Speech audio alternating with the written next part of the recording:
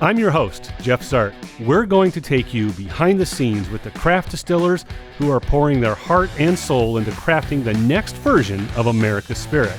This is the Great American Whiskey Cookers.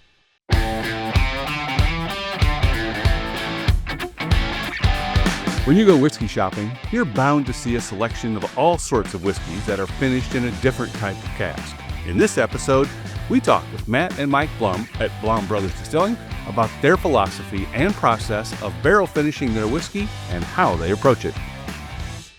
Welcome to this edition of the Great American Whiskey Cookers. If you haven't already, like us on Facebook, the socials, Instagram, and we also have a Patreon page.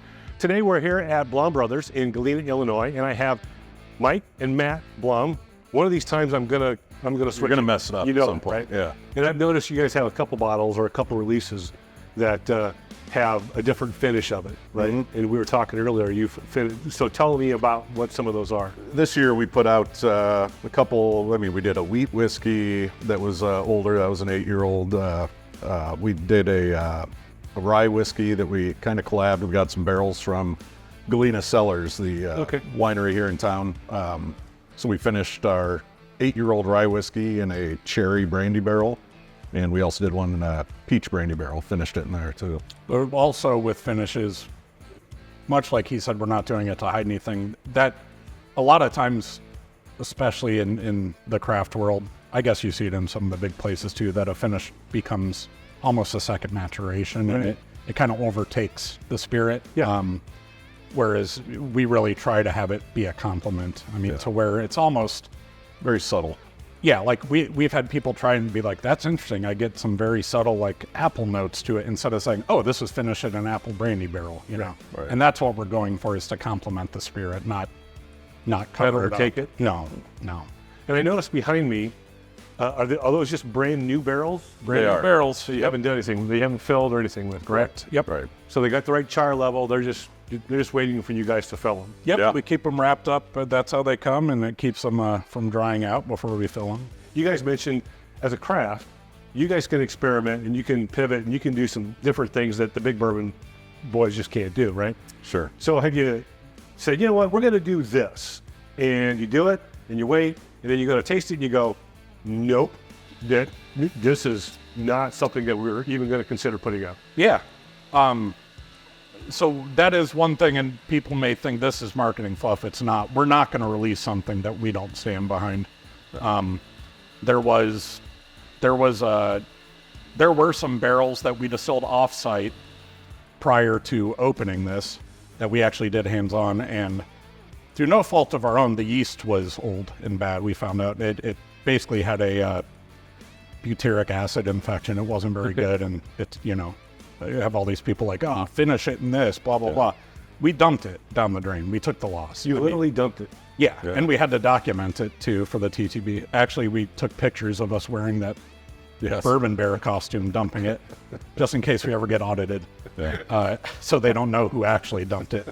But no, we're not going to release something we don't like. Now, when I talk about finishes too, funny enough, our first foray into finishes was a salvage operation, and it was to cover something up, and it worked really well. And I have no shame in saying it. Like our first rye whiskey we released, it's still sought after. Like we made 2,500 bottles of it.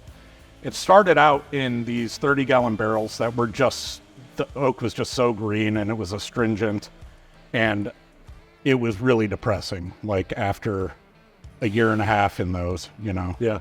And ended up, okay, let's just see what we can do. I got some ruby, port barrels in. I got some Madeira casks. I got a bunch of weird shit. Right. Finished it in those. And then the spirit, after a while, kind of came into it was over extracted, but it kind of came into itself with those flavors. And we released that as a one-off, 2,500 bottles. And it's actually, some people still like, I'd buy that all day, that stuff. And some people again, are still hunting it. Not good at marketing, because I'd be like, yeah, I did that on purpose. I can't replicate that. We probably lost money on it with how much the finishing barrels cost. Oh my God. Right. But it is proof that you can improve things that way. And I don't know if you still have a bottle of that in your office, maybe. I might. But it's but that's not something we're looking to do again. Right. That was like year 1 or 2. Right. That was when we were just fresh faced Finding our way. new in the industry. Bright-eyed and just right. Yep. So where do they find you online?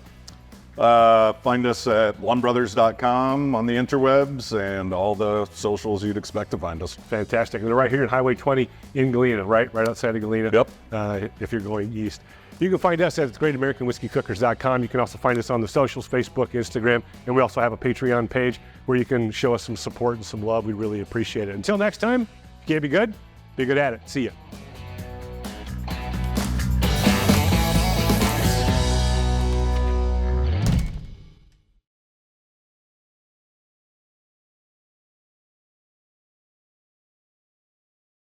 It's kind of the fun of, us doing this. I mean, we have a distillery. We got to play with whiskey. So Yeah. we like to experiment a lot and do some different things, play around with different types of wood and Yeah. a lot of finishes.